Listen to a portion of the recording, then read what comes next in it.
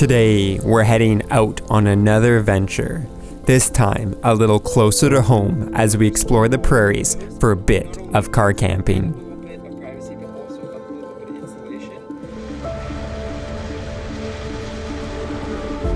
And of course, we couldn't have picked a better night because yet another winter storm is rolling in. Perfect timing to put our new sleeping setup in the Forester to the test. How will it hold up on another chilly Canadian night? Well, you're just gonna have to watch and find out. What is up, and welcome back to another adventure. It's supposed to be spring right now, and well, we are getting a little bit of rain. But that being said, I don't think it's going to be raining for much longer.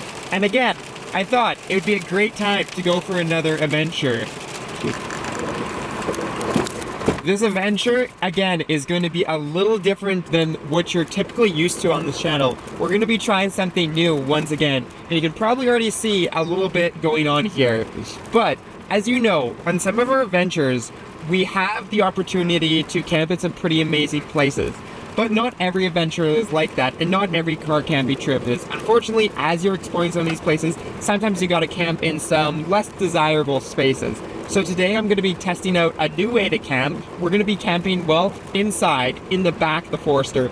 And, well, this is a great opportunity to test it. It is raining, but there is an extreme snowfall warning for tonight. So I thought we might as well kill two birds with one stone, do a little bit of spring camping, and then do a little bit of winter camping in the morning. But again, we'll have to see what that looks like. But I'm really excited to see how this works out. I will give you a little bit of the rundown of my car camping setup, but I think it's going to be pretty comfy for, well, being inside my Subaru Forester. With that being said, we're going to be hitting some of these back roads to eventually find a spot where we can do a little bit of overnight parking.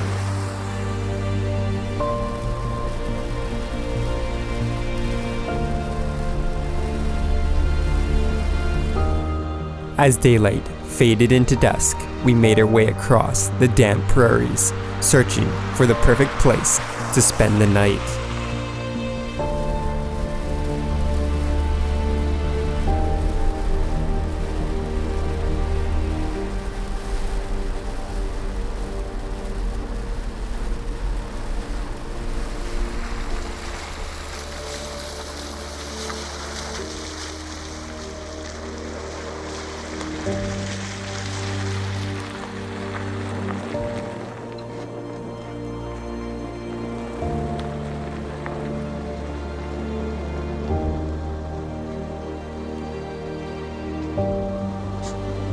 And well, I think I found the spot.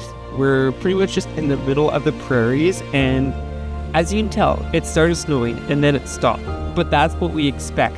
There is another storm cell moving in from over there, so I think we'll probably be getting snow in the next half an hour to an hour. But this place is really peaceful, and really, I just looked up on overlanding on places for wild camping. Obviously, you got to be careful of where you're wild camping, but this place has quite a few people saying they've camped here and have had no problems, and there's no signs around. There's also a caravan over there, so I'm wondering if someone else is doing the same. I just gave them a little space and parked over here.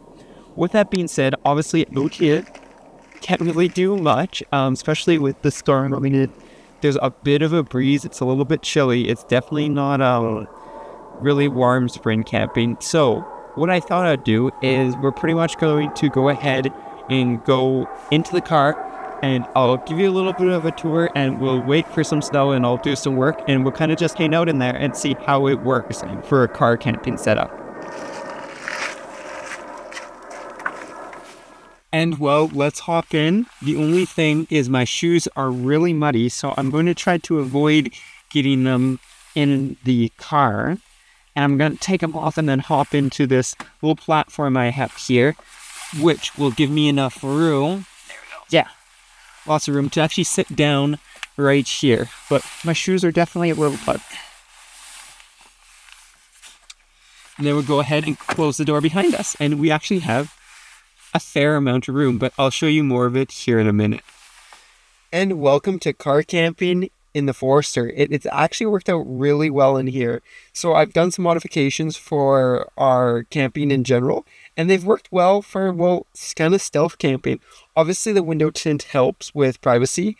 If I were to do this longer, I'd probably put some covers on all the windows, not only to add a little bit of privacy, but also a little bit of insulation. But as I said, this is kind of a trial run to see how it works out, so we don't need that tonight. This netting up here that I usually use for storage is great for storing keys, storing my light, and, well, everything else. And then over down by my feet here, as you know, I carry my spare tire in the car because it doesn't fit right here.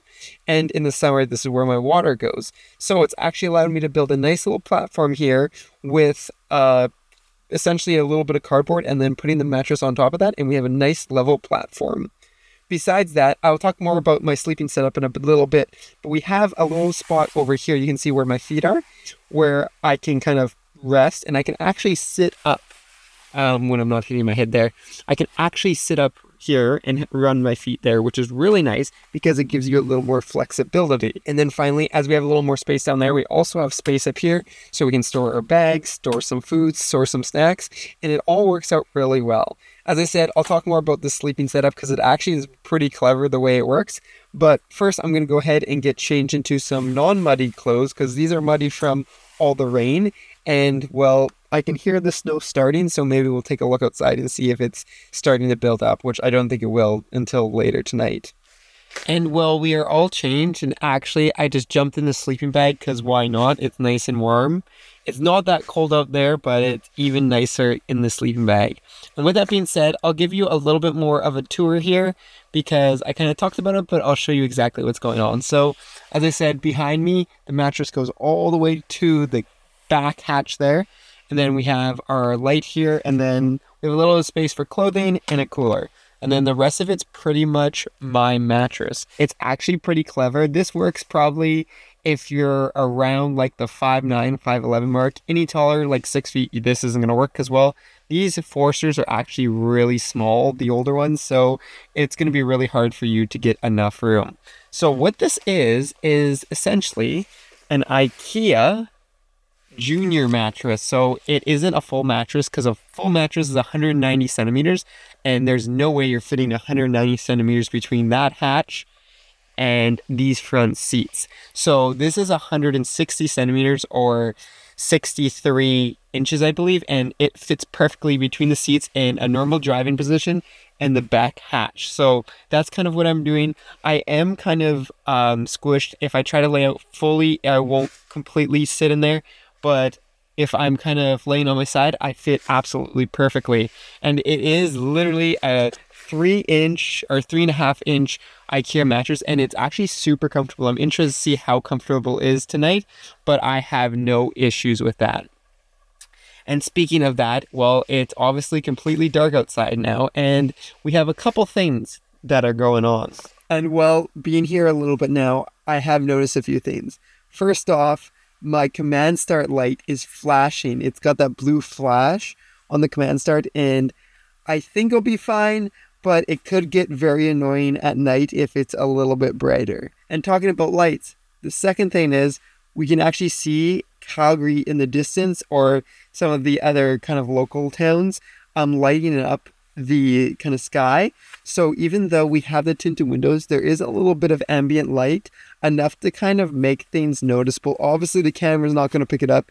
Even my bigger camera had a hard time picking up the lights, but I am able to see a little bit there. So I can see on the ground.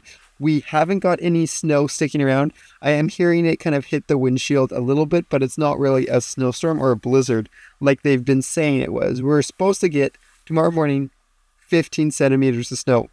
Is that going to happen? We're just going to have to see. And talking about tomorrow, we do have a couple other things I've been noticing that will hopefully not bug us and allow us to sleep till tomorrow. The first thing is we're on the approach for the Calgary International. So the planes are kind of doing like a U-E here. So they're quite noisy. It's also pretty peaceful here. So we're hearing all the noises. And one of the noises we're hearing is the train that is like over there, quite the distance, but I can hear the kind of generator sound of the train as it goes by. And then because we got a big lake here, which we'll probably check out tomorrow morning to kind of show you where we camped, is there's a lot of ducks and birds. So every once in a while I hear a duck and bird or some sort of thing that I haven't really known before. So it'll be interesting to see if that wakes me up during the night. That being said, we still have a few, maybe an hour before we go to bed. I don't want to go to bed too early, even though the sun is going to rise at 7 a.m. So what I think I'm going to do is I've got my laptop here and we do have cellular connection. We're not that far in the middle of the prairies. So what I'll do is I'll probably end up doing a little bit of work before we end up calling it a night and heading to bed.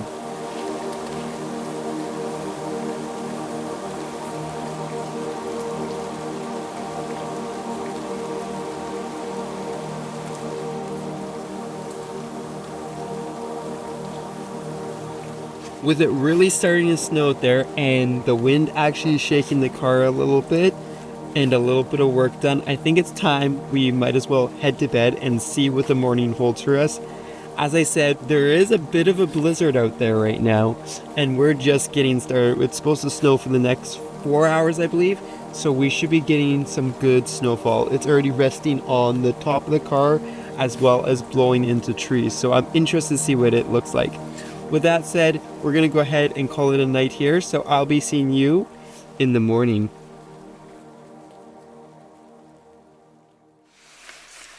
And good morning from the inside of the Forester, and well, as you can tell, a little bit wintry spring in Alberta. So we did get some snow. The wind's been blowing all night, so most of that snow just disappeared and it's probably piled up in some pretty good drifts, probably up against this car. But it is definitely winter. There's some pretty good condensation on the car, but on the windows that are kind of facing the wind, we don't see as much condensation as I was expecting, probably just because there's so much wind. With that being said, the wind definitely kept the car cool, but I was nice and warm, obviously, with this sleeping bag. And this was probably the best way to camp in this sort of storm because it was 40-kilometer-hour gusts, no problem, and it still is, to the point where sleeping in the tent probably wouldn't have been the most comfortable thing here in the prairies, so this was a good way to do it. With that being said, the car is a little frosty, so it's going to take a little bit of time to warm up, so that's exactly what I'm going to go do. We can start the car right from here, let it start warming up, and then we can get ready.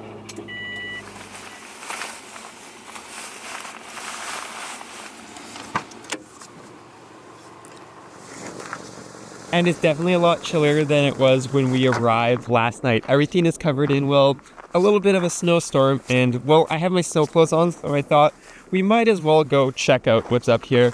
The ground's even frozen where my car is parked, so it'll be interesting to see if I can roll. Oh, I guess it's not quite frozen. It's actually kind of frozen on top and then kind of soft below. So I think we should be able to get the car out there without having everything frozen. But as I said, we're kind of parked on like the edge of this. I'm pretty sure this is a man-made lake here. I don't think they naturally would have this much of a dam. But yeah, there we go. We were parked kind of outside of this, and it's just in the middle of literally the prairies. I believe it's a part of the irrigation system, so that's why it's out here, because that's how they get the water to the farms and stuff. They have a bunch of irrigation canals and a bunch of reservoirs, and I think this is one of the reservoirs, but definitely still feels like winter out here. That wind is probably the worst. And then you can see us parked just right down there, and that's kind of where we spent the night. As I said, there was a van over there, but it looks like the van left. I'm guessing this morning. I didn't see any lights last night, and I'm probably late enough to whoever was in that van. So I'm assuming they left this morning early when they woke up, and maybe were just parked there overnight like me. With that said, I think with this blowing snow and everything, that we go ahead, get in the Forester, and head back towards town.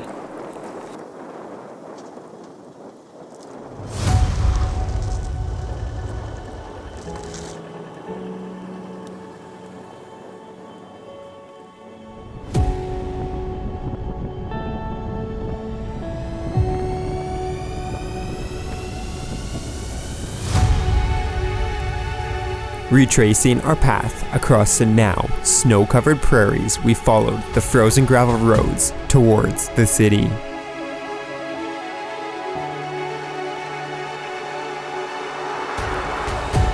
We passed the same quiet homesteads we'd driven past the night before, and not before long, the highway home came into view.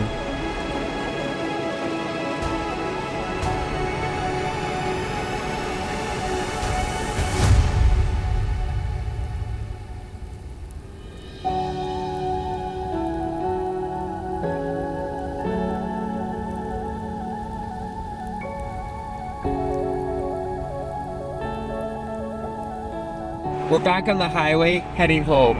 And well, even the highway is a little bit snow covered, so there was definitely a little bit of a snowstorm that did roll through here.